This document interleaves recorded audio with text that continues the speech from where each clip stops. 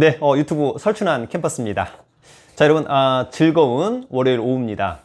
오늘은 등기부에 가압류나 가처분 등기가 되어 있을 때 매수인은 어떻게 좀 조심해야 되고, 또 혹시 이런 물건을 경매로 낙찰받는 낙찰자는 또 어떻게 고민을 해야 할까, 이 부분에 대해서 간단하지만 제대로 알아보는 시간을 갖도록 하겠습니다. 여러분, 먼저 가압류와 가처분의 간단한 정의에 대해서 알아보도록 하겠습니다. 여러분, 가압류와 가처분은 나중에 소송을 전제로 합니다.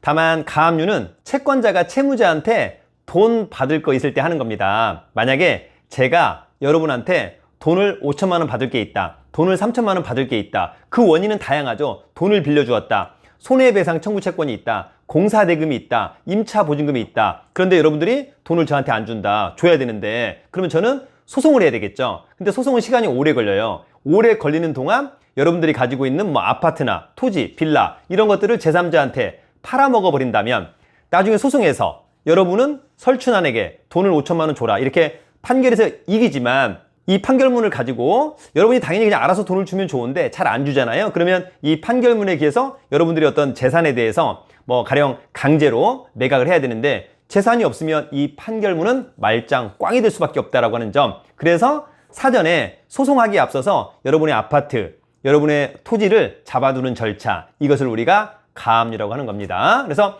가압류의 핵심은 채권자가 채무자한테 돈 받을 권리가 있구나, 그럴 때 하는 거구나, 이렇게 알아두시면 좋을 것 같습니다. 자, 반면에 여러분, 가처분, 대표적으로 이제 처분금지 가처분이 될 것 같은데, 처분금지 가처분은 그런 거죠. 가령 제가 여러분한테 아파트를 만약에 5억 원 주고 샀어. 그래서 여러분 어떻습니까? 계약금을 10%, 5천만 원 줬어요. 이 5천만 원을 준 상태에서는 제가 여러분의 재산에 대해서 가처분 이런 거 할 수 없습니다. 왜냐하면 여러분 아시잖아요. 계약금만 준 상태에서는 매수인이나 매도인이나 언제나 계약을 해지할 수 있다. 계약금 몰수하고 또 계약금 2배 배액 상환하고 계약을 해지할 수 있습니다. 그럼 어떻습니까? 제가 여러분한테 계약금 5천만 원 주고 중도금 1억 줬다.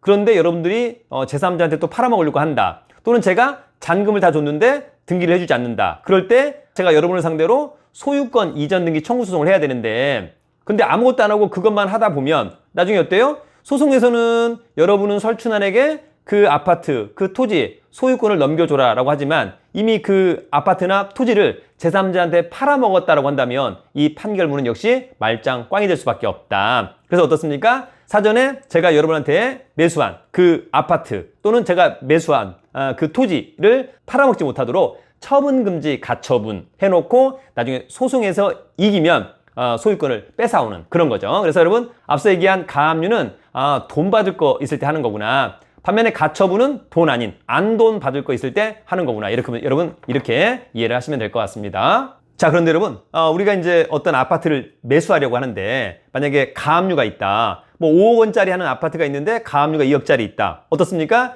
2억 원을 떠안고 3억 원만 줘도 되고요. 5억 원 다 주고 2억 원 말소시키고, 이것은 매도인과 협의해서 정리를 하시면 될 것 같습니다. 반면에 아파트를 매수하려고 하는데 처분금지 가처분이 되어 있다고 한다면, 반드시 어떤 가처분권자의 말소, 동의가 없다고 한다면 절대 매수해서는 안 된다. 왜냐하면 진정한, 온전한 소유권을 취득하지 못한다라고 하는 점 여러분 꼭 기억해 두기를 기대합니다. 자, 그래서 정리하자면 매수할 때 어떤 부동산에 가압류가 있다? 그 금액 떠안고 나머지만 주고, 반면에 가처분이 있다면 기본적으로 매수해서는 안 된다. 이렇게 정리합니다. 반면에 여러분, 우리가 이제 경매로 아파트가 나왔다. 그런데 그 아파트에 가압류가 있다. 그러면 낙찰받아도 전혀 문제 없습니다. 어차피 낙찰자가 낙찰받고 돈 내면 그 가압류는 소멸합니다. 반면에 가처분이 돼 있다. 그것은 어떻습니까? 나중에 여러분들이 공부를 좀 더 하셔야 되는데, 어쨌거나 말소 기준 권리보다 뒤에 있다면 전혀 문제가 없습니다. 그러나 말소 기준 권리보다 앞에 있다면 조심해야 된다. 나중에 그런 것들은 경매로 입찰할 때는 매각 물건 명세서라고 하는 서류가 있어요. 거기에 보시면 내가 가처분을 떠안는구나, 떠안지 않는구나를 명쾌하게 알 수 있습니다. 자, 여러분, 오늘은 간단하게 가압류와 가처분의 정의, 차이점에 대해서 알아봤습니다. 또 매매로 매수할 때, 또 경매로 낙찰받을 때 어떻게 하면 될까, 이런 부분도 간단하게 알아봤습니다. 여러분, 오늘도 화이팅 하시길 바랍니다. 오늘은 여기까지. 여러분, 안녕! 최고!